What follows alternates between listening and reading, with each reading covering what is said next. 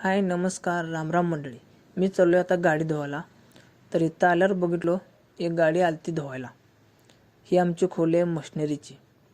तर आज अमावस्या आहे, त्याच्यामुळं म्हटलं आज नारळ फोडूया. नारळ फोडलो आणि देवपूजा पण केलो, मग कामाला चालू केलो. तर या गाडीतलं सगळं आतलं मटेरियल बाहेर काढून ठेवायचं होतं, कारण आत लयच घाण झालं आणि ह्या बाबानं मटेरियल बी लय आणला होता. तर असं सगळं मटेरियल काढून ठेवलं बाहेर आणि पाणी मारायला चालू केलं. असं हे खाली पाणी मारलो, वर पण पाणी मारून घेतलो. आणि मग एक गाडी टू व्हीलर आलती.